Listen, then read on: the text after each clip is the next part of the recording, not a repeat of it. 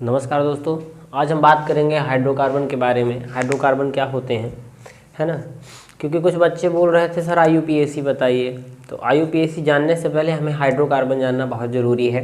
क्योंकि हमारे जो 11th और 12th के चैप्टर में है आईयूपीएसी, तो वो हाइड्रोकार्बन से ही रिलेटेड है ना, हाइड्रोकार्बन से जुड़ा हुआ है। ठीक, तो उसको जानने से पहले हम हाइड्रोकार्बन जान लेते हैं कि हाइड्रोकार्बन क्या होते हैं, और इन्हीं की जो श्रृंखला होती है, इन्हीं की जो शाखा होती है, इसी का हम आईयूपीएसी नामकरण करते हैं। ठीक है दोस्तों, तो चलिए देखते हैं हाइड्रोकार्बन क्या होते हैं। हाइड्रोजन और कार्बन से मिलके बने होते हैं, ये दो चीज़ों से मिलके बने होते हैं, हाइड्रोजन और कार्बन से मिलके बने होते हैं। ठीक है दोस्तों, यह हाइड्रोजन और कार्बन ये दो तत्वों से मिलके बने होते हैं, हाइड्रोजन और कार्बन से मिलके बने होते हैं। ठीक है, और इन्हें अब कितने वर्गों में बांटा गया है, तो इन्हें दो वर्गों में बांटा गया है। ठीक, एक है खुली श्रृंखला,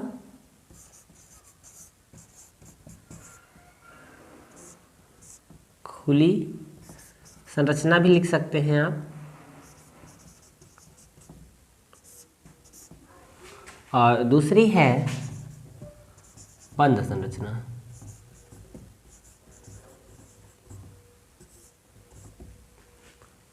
इनको एलिफैटिक बोलते हैं, इनको एरोमेटिक बोलते हैं। ठीक है, तो जो खुली संरचना होती है इन्हें भी तीन वर्गों में बांटा गया है। ये एल्केन होते हैं, एल्केन, एल्कीन और एल्काइन।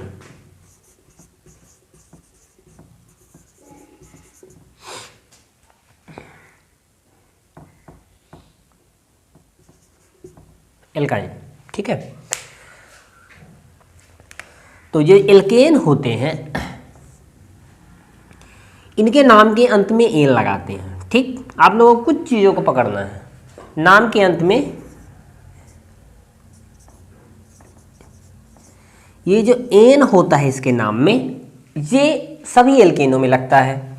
फिर इसके बाद एल्कीन जो होता है इसका ई एन ई सब में लगता है, और इसका बाई एन ई सब में लगता है। ठीक है ना, इसको ध्यान से देखिए, एल्केन, एल्कीन और एल्काइन। ठीक है ना, ऐसे ही बंध श्रृंखला होती है, तो बंध संरचना में दो होती है। आपका एक हो सकता है साइक्लो साइक्लो साइक्लो संरचना, और दूसरी हो सकती है आपकी एरीन। एरीन पहले साइक्लो होती है, दूसरी एरीन होती है। ठीक है, अब इसमें क्या है, ये जो साइक्लो संरचना होती है ये बंध एल्केन हो सकते हैं, एल्कीन हो सकते हैं और एल्काइन हो सकते हैं। ठीक है, तो हम इसके बारे में एकदम विस्तार से बताएंगे आपको। चलिए इसको पहले देख लेते हैं। तो जो एल्केन होते हैं ये स्टार्ट है मेथेन, इसका सामान्य सूत्र आपको लिखना हो तो लिख सकते हैं एल्केन का, CnH2n+2 होता है, इसका CnH2n होता है, और इसका CnH2n-2 होता है। ठीक है दोस्तों, इसका सामान्य सूत्र होता है CnH2n-2। अब चलिए देखते हैं कि जो एल्केन होते हैं वो क्या होते हैं। ठीक है ना, एल्कीन क्या होते हैं, एल्काइन क्या होते हैं। तो एल्केन होते हैं, एकदम शॉर्टकट तरीके से बताते हैं, बहुत ज़्यादा, क्योंकि आईयूपीएसी नामकरण पढ़ने से पहले ये जानना बहुत ज़रूरी है। इसको आप लोग पहले पढ़ लीजिएगा, इसके बाद ही आईयूपीएसी का चैप्टर स्टार्ट कीजिए। ठीक है ना, तो यहाँ पे इसका जो पहला कार्बन होता है एल्केन का वो होता है CH4। ठीक है ना, जो कार्बन होते हैं हम यहाँ पे लिख देते हैं 1 से 10 तक के कार्बन को क्या बोलते हैं? Meth, eth, prop, but, pent, hex, hept, oct, non और डेक। ठीक है दोस्तों, तो ये होते हैं 1 से 10 तक के कार्बन होते हैं। अब ये तो अपनी मेन चैन होती है ना। अगर एक कार्बन है तो मेथ बोलेंगे, 2 कार्बन है तो एथ बोलेंगे, 3 कार्बन है तो प्रोप बोलेंगे, 4 कार्बन है तो ब्यूट बोलेंगे, ऐसे सभी को बोलते हैं। ठीक है ना। अब इनके नाम के बाद जो एन लगाते हैं वो क्यों लगाते हैं? इन लगाते हैं, क्यों लगाते हैं? और आइन लगाते हैं तो क्यों लगाते हैं, इसको जानते हैं। ठीक है ना। ये जो CH4 है ये पहला कार्बन है, इसका अब मेथ और नाम के बाद एन लग जाएगा तो ये हो जाएगा क्या? मेथेन। मेथ धन एन, मेथेन है ना। C2H6 ये हो जाएगा एथेन। फिर C3H8 प्रोपेन हो जाएगा। ठीक। C4H10 ब्यूटेन हो जाएगा और C5H12 पेंटेन हो जाएगा और C6H14 आपका हेक्सेन हो जाएगा, है ना। अब ध्यान से देख लीजिए कि 6 कार्बन वाला हेक्स था, 6 कार्बन वाला हेक्स था। आपने हेक्स लिखने के बाद नाम के अंत में एन लगाया, हेक्सेन हो गया। ठीक है ना। कार्बन और हाइड्रोजन की संख्या से आप बता सकते हैं, बहुत आसानी से बता सकते हैं ये एल्केन है कि एल्कीन है कि एल्काइन है। इसको देखते रहिए, हम आपको एकदम शॉर्टकट तरीका बताएंगे कि आप किसी भी हाइड्रोकार्बन को बता सकते हैं यह एल्केन है कि एल्कीन है कि एल्काइन है। ठीक है दोस्तों। तो यहाँ पे अब क्या है, सभी में आपको बंध दिखेंगे नहीं, इसमें क्या होते हैं केवल सिंगल बंध होता है। ठीक है ना। ये हम सिंगल बंध लिखे देते हैं गोले में, इसमें केवल सिंगल बंध होता है, इसमें द्विबंध होते हैं। ठीक है ना। और इसमें त्रिबंध होता है। ठीक। इनमें कार्बन कार्बन के मध्य त्रिबंध होगा, इसमें द्विबंध होगा और इसमें सिंगल बंध। आज जरूरी नहीं है कि सभी में द्विबंध हो, सभी कार्बन कार्बन के बीच में, लेकिन संरचना में कहीं एक जगह या 2 जगह या 3 जगह आपको दो बंध देखने को मिल सकते हैं। ठीक है ना। और इसमें 3 बंध देखने को मिल सकते हैं। ये हम आपको विस्तार से बताएंगे आगे, इसको देखते जाइए। ठीक है। जो कार्बन होता है और हाइड्रोजन होता है एल्केन में, ठीक है ना, एल्केन में हाइड्रोजन और कार्बन को देख के आप लोग बता दीजिएगा कि ये क्या है। ठीक है ना। तो यहाँ कार्बन की संख्या हाइड्रोजन की संख्या दोनों इस तरह होती है कि आप तुरंत बता देंगे कि एल्केन है कि एल्कीन है कि एल्काइन है। तो कार्बन के 2 गुने से 2 ज़्यादा हाइड्रोजन अगर है, कार्बन के 2 गुने से 2 ज़्यादा, इसको पकड़ना है आपको। ये 2 का मतलब होता है 2 ज़्यादा, कार्बन का 2 गुना से 2 ज़्यादा। तो कार्बन यहाँ 1 है, 1 का 2 गुना 2 हो जाएगा और 2 ज़्यादा की बात कर रहा है तो 4, और 1 कार्बन वाला है तो मेथ बोलेंगे। ठीक है ना। तो यहाँ 2 गुने से 2 ज़्यादा है, मतलब ये एन है। ऐसे ही यहाँ पकड़ लीजिए कि कार्बन की संख्या हाइड्रोजन की संख्या ऐसे होती है, हाइड्रोजन कार्बन के 2 गुने से 2 ज़्यादा होता है। ठीक है ना। तो यहाँ कार्बन देखिए 4 है, इसका 2 गुना कितना हो जाएगा? 8 हो जाएगा, और 2 ज़्यादा की बात कर रहा है मतलब 10 हो जाएगा।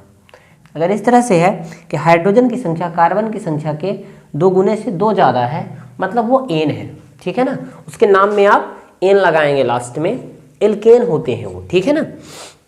अब कार्बन के हिसाब से आप उनका नामकरण कर सकते हो, जैसे 4 कार्बन वाला है तो ब्यूट बोलेंगे, नाम के अंत में एन लगाएंगे तो ब्यूटेन हो जाएगा। ठीक है दोस्तों।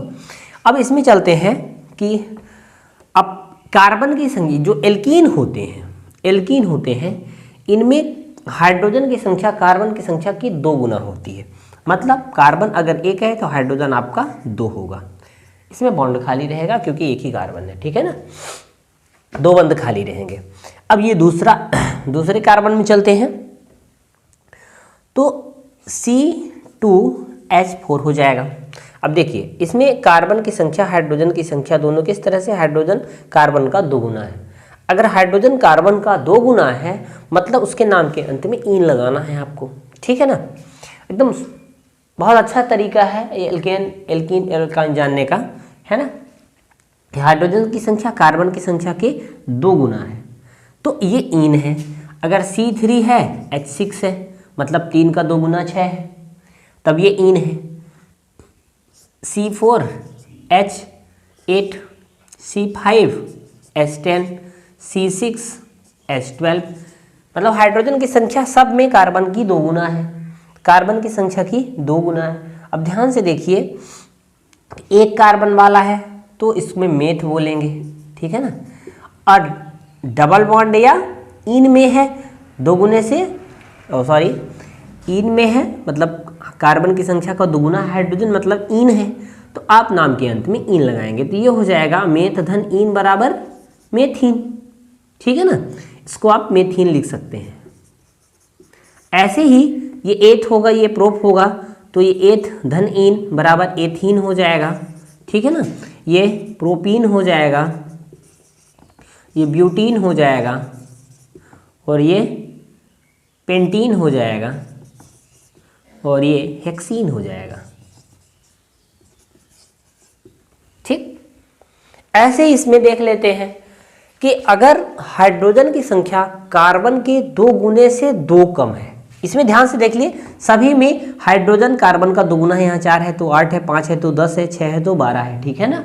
तो सभी में अगर हाइड्रोजन कार्बन का 2 गुना है मतलब ईन है, ठीक है। तो यहाँ पे चलते हैं, देख लेते हैं अगर कार्बन की संख्या का हाइड्रोजन 2 गुने से 2 कम है तो वो आइन है, ठीक है ना। उसमें एल्काइन का सदस्य है। तो एल्काइन में CH और 3 बंध खाली होते हैं, इसमें त्रिबंध पाया जाता है, ठीक है ना। इसमें अब हम बात कर रहे थे ये होगा C2H2, ठीक है ना। इसमें आप या तो कह सकते बराबर, तो आप नहीं कह सकते कि कार्बन की संख्या हाइड्रोजन की संख्या के बराबर होती है क्योंकि बहुत सारे ऐसे हैं जिनमें नहीं होंगी, ठीक है। तो आप कह सकते हैं 2 गुने से 2 कम होती है। तो कार्बन कितना है 2 है, 2 गुना कर देंगे तो 4 हो जाएगा। अब 2 कम कर दें आप, 2 गुने से 2 कम तो 2 गुना कितना हो गया 4 हो गया। अब 2 कम कर दीजिए तो 2 हो गया। तो हाइड्रोजन की संख्या 2 गुने से 2 कम होती है। ऐसे इसमें चलिए 3 में, तो 3 का 2 गुना 6 हो जाएगा। तो हाइड्रोजन की संख्या कितनी होगी 6 से 2 कम यानी 4 हो जाएगी, ठीक है दोस्तों। ऐसे ही C4 पे चलते हैं तो C4 का 2 गुना कितना हो जाएगा, अब देखो 4 का 2 गुना 8 हो जाएगा और 8 से 2 कम 6 हो जाएगा तो यानी 6 हो जाएगा, C4H6। ऐसे इसमें चलते हैं C5, अब इसका 2 गुना 10 हो जाएगा, है ना, और 10 का 2 कम यानी 8 हो जाएगा तो H8 हो जाएगा, ठीक है ना। और ऐसे ही 6 का चलते हैं तो 12 से 2 कम 10 हो जाएगा, ठीक है दोस्तों। तो इस तरह इसका नाम जब लिखेंगे तो मेथ लिखेंगे और नाम के अंत में आइन लगाते हैं, बाई एन ई लगाते हैं, ठीक है ना। तो यह हो जाएगा क्या मेथाइन, ठीक है ना। ये 2 कार्बन वाला है, एथ लगाएंगे, ध्यान से देखते जाइए, यहाँ लिख दिए हैं मेथ एथ प्रोब्यूट। एथ के बाद आइन लगाएंगे तो ये हो जाएगा क्या एथाइन, ठीक है ना। ये हो जाएगा आपका प्रोपाइन, ये प्रोपाइन हो जाएगा, ये ब्यूटाइन हो जाएगा और ये पेंटाइन हो जाएगा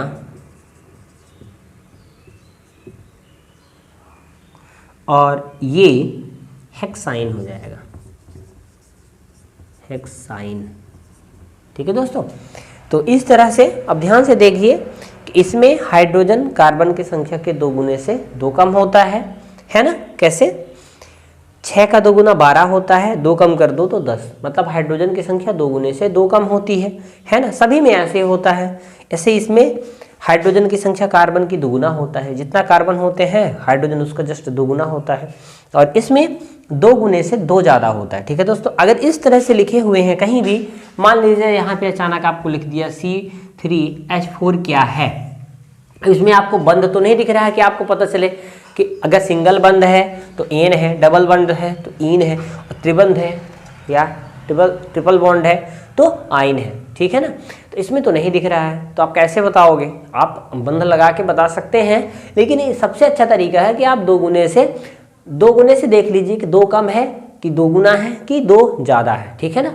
तो देख लिए कार्बन का 2 गुना कितना हो जाएगा 6, है ना, 3 है तो 6, और हाइड्रोजन कितने हैं 4, मतलब 2 गुने से 2 कम है। ठीक है, तो 2 गुने से 2 कम है मतलब आयन का सदस्य है। ठीक है ना, इसको आप लोग लिख लीजिएगा कहीं कि इसमें हाइड्रोजन कार्बन का 2 गुने से 2 ज़्यादा होता है, इसमें 2 गुना होता है, और इसमें 2 गुना से 2 कम होता है। ठीक है ना, अब चलते हैं इसमें हम आपको संरचना भी बता देते हैं, किसी एक की खोल देते हैं। मान लीजिए हम C3H8 की खोल दिए, इसमें भी C3H6 की खोल दिए, है ना, और इसमें C3H4 की खोल दी। तीनों की संरचनाओं को थोड़ा खोल के दिखा देते हैं कि कैसे इनमें कार्बन कार्बन के मध्य द्विबंध पाया जाता है दोस्तों। ठीक है ना, तो C3 है, अब C3 मतलब कार्बन 3 है, पहले आप कार्बन को 1 2 3 कर लीजिए। ठीक है ना, अब H कितने हैं आपके पास 8 है, तो आप सबसे पहले तो कोने में 3 3 रख दीजिए। ठीक है ना, तो 3 और 3 6 हो गए। इसके बाद हाइड्रोजन आप रख दीजिए 2 ठो बीच में, है ना, तो टोटल 3 तो 5 और 3 8 हाइड्रोजन खत्म हो गए, 3 कार्बन खत्म हो गए। और इस तरह से कहीं भी आपको द्विबंध लगाने की जरूरत नहीं पड़ी। देखिए दोस्तों, द्विबंध हम क्यों लगाते हैं, क्योंकि कार्बन की संयोजकता को कंप्लीट करते हैं। ठीक है, कार्बन की संयोजकता 4 होती है, और यहाँ दिख रहा है साफ साफ कि कार्बन 3 संयोग हाइड्रोजन से कर रहा है, 3 हाइड्रोजन जुड़ा है तो 3 बंध यहाँ बना रहा है और 1 बंध यहाँ बना रहा है, मतलब यहाँ जरूरत नहीं है आपको द्विबंध की। यहाँ भी ऐसे ही हो रहा है, 2 हाइड्रोजन से 1 इस कार्बन से बंध बना रहा है और 1 इस कार्बन से बंध बना रहा है, तो 2 2 4 बंध। ऐसे ही इस कार्बन में 3 हाइड्रोजन से बंध बना रहा है और 1 इस कार्बन से बंध बना रहा है ना, तो 4 बंध कंप्लीट कर रहा है। तो आपको द्विबंध लगाने की कहीं आवश्यकता नहीं पड़ी दोस्तों। ठीक है, अब इसमें चलते हैं। ठीक है ना, C3H6 में तो C कितने हैं 1 2 3 है। ठीक है ना, अब इसमें H कितने हैं 3 है, तो आप यहाँ 3 कर दीजिए। ठीक है ना, और यहाँ पे 2 कर दीजिए, यहाँ पे 1 कर दीजिए। ठीक, आपके हाइड्रोजन खत्म हो गए, 3 2 5 और 1 6 हाइड्रोजन थे आपके, वो खत्म हो गए। ठीक है दोस्तों, अब यहाँ पे देख लीजिए कि कहाँ द्विबंध लगाने की आवश्यकता है आपको। ठीक है ना, तो यहाँ तो नहीं है द्विबंध लगाने की आवश्यकता, क्योंकि इस कार्बन के सभी बंध कंप्लीट हैं। 1 इधर बना रहा है 3 हाइड्रोजन से 4 बंध बनाता है, तो 4 बना लिया। फिर इस कार्बन में चलते हैं, तो ये कार्बन 1 बंध इधर बना रहा है, 1 बंध इधर बना रहा है, 2 और 1 हाइड्रोजन से 3 ही बना रहा है, 1 बंध इसका खाली है। मतलब यहाँ अब इसको भी देख लेते हैं, ये C 2 इधर बना रहा है, 1 इधर बना रहा है, मतलब इसका भी खाली है, तो आपको यहाँ द्विबंध लगाने की आवश्यकता है। ठीक है, तो आप जैसे ही द्विबंध लगा दिए तो कार्बन की संयोजकता कितनी हो गई 1 2 3 और 1 हाइड्रोजन से इसकी 4 हो गई, और इसकी भी 1 2 2 हाइड्रोजन से 4 हो गई। तो इस तरह से ये कार्बन अपना 4 संयोग पूरा कर लिया, है ना, 4 संयोजकता कंप्लीट कर लिया। ठीक है, तो इसमें द्विबंध की आवश्यकता हुई, मतलब इसके नाम के अंत में अगर द्विबंध लगा है तो नाम के अंत में इन लगाते हैं, और यह एल्कीन का सदस्य है। ठीक है दोस्तों, तो इस तरह से अब देख लीजिए इसको भी, और ऐसे इसको खोल देते हैं थोड़ा सा। C3 है तो C3 पहले कर लीजिए आप। ठीक है, फिर 4 हाइड्रोजन है तो 4 पहले, तो एक साइड आप पूरे रख दीजिए। ठीक है, अभी आपके पास कितने बचे 1 बचे, तो 1 आप साइड में कर दीजिए, बीच वाले कार्बन को सबसे कम हाइड्रोजन देते हैं। ठीक, तो यहाँ पे अब देख लेते हैं कि यहाँ कार्बन की संयोजकता इसकी तो कंप्लीट है, 3 है और 1 इधर बनाया है तो 4 हो गई। ठीक है ना, अब इस कार्बन की देखिए 1 2 और इस कार्बन की भी 1 हाइड्रोजन से और 1 2 दिख रही है। अब 2 बंध की कमी है, मतलब ये त्रिबंध लग गया। ठीक है ना, इस कार्बन की कितनी हो गई संयोजकता 1 2 3 और 4। ठीक, ऐसे इसकी कंप्लीट हो गई 1 2 3 और 4। ठीक है दोस्तों, तो इसको ध्यान से देखिए, और इसमें त्रिबंध लगा है, मतलब ये एल्काइन का सदस्य है। तो अब कार्बन के हिसाब से आप एल्काइन लिख सकते हो, 3 कार्बन वाला है तो प्रो और आयन लगा देंगे, लास्ट में नाम के अंत में आयन लगा देंगे तो ये एल्काइन हो जाएगा। ठीक है, अब चलते हैं हम साइक्लो की तरफ। ये साइक्लो क्या होते हैं, ठीक है ना, तो जब यही 4 कार्बन वाला 3 कार्बन वाला जब बंध बना के संरचना बनाते हैं, है ना, मान लीजिए कि यहाँ पे बना हुआ है क्या CH2 CH2 CH2 और CH2। इसमें देखिए 4 कार्बन है, 1 2 3 और 4 कार्बन है, लेकिन ये चारों कार्बन कैसी संरचना बना रहे हैं, एक बंध संरचना बना रहे हैं। ठीक है दोस्तों, एक बंध संरचना बना रहे हैं, तो 4 कार्बन वाले को क्या बोल देंगे, ब्यूट तो बोलेंगे, 4 कार्बन वाले को ब्यूट बोलते हैं। लेकिन अगर बंध संरचना है तो नाम के पहले आप साइक्लो लगाएंगे, इसका नाम हो जाएगा क्या साइक्लो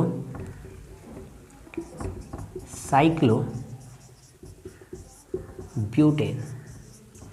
अच्छा, ब्यूटेन इसलिए नाम के अंत में एन इसलिए लगा दिए क्योंकि इसमें कहीं भी आपको द्विबंध नहीं दिख रहा है, द्विबंध या त्रिबंध नहीं दिख रहा है, केवल सिंगल बंध दिख रहा है, तो इसलिए ये एल्केन का सदस्य है और नाम के अंत में एन लगाएंगे। ठीक, ऐसे ही एक आध एग्जाम्पल और देख लेते हैं।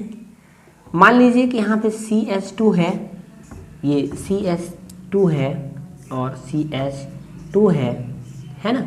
अब इस तरह से देखिए, कार्बन की पहले आप संयोजकता जरूर देख लीजिए, इसमें संरचना में आपको संयोजकता बहुत मैटर करती है कि संयोजकता इसकी कितनी है। ठीक, तो ये कार्बन है, इस 2 हाइड्रोजन से बंध बनाया है, 2 हाइड्रोजन लिखे हैं मतलब 2 हाइड्रोजन से बंध बनाया है, और तीसरा बंध ये, चौथा बंध ये, तो मतलब इसकी तो कंप्लीट है, सभी की कंप्लीट है, 2 हाइड्रोजन से और 3 4, ये भी 2 हाइड्रोजन से 3 4, तो इसकी 4 बंध तो कंप्लीट करके रखा है कार्बन।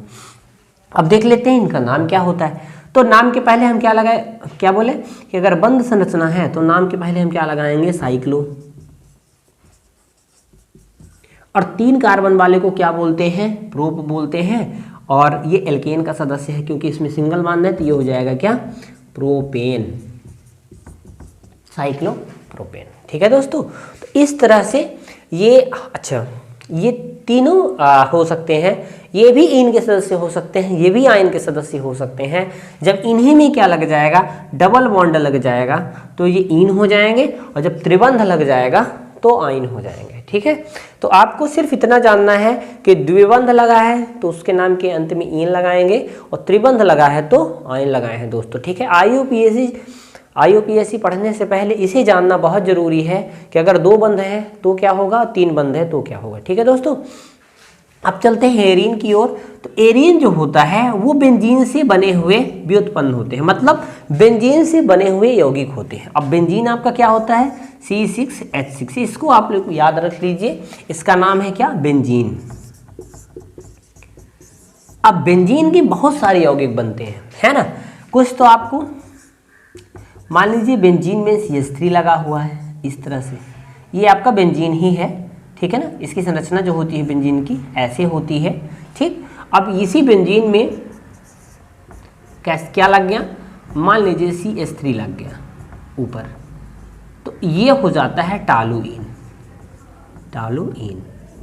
ठीक है ना, तो इस प्रकार से आपको बेंजीन से जुड़ी हुई, बेंजीन से बने हुए यौगिकों को पढ़ना पड़ेगा। ठीक है ना, इसमें देखते हैं पोजीशन बता देते हैं आपको कि यहाँ जैसे बेंजीन को यहाँ से 1 2 3 4 5 और 6 पोजीशन होती हैं बेंजीन में, 6 स्थितियाँ होती हैं बेंजीन में। तो इन्हीं स्थितियों के, मान लीजिए यहाँ से ये जुड़ा हुआ है CH3, तो इसका नामकरण यहाँ से करते हैं। तो नामकरण करने का तरीका हम आपको IUPAC नामकरण पद्धति में बताएंगे कि नामकरण कैसे करते हैं। ठीक है ना, इसको कॉपी में लिख लीजिएगा। ठीक है, और इसको लिखने के बाद हम आपको जब IUPAC पढ़ाएंगे तो वो बात आपको अच्छे से समझ में आएगी। ठीक, IUPAC नामकरण पढ़ने से पहले दोस्तों इसको पढ़ना बहुत ज़रूरी है, तभी आप IUPAC नामकरण कर पाएंगे।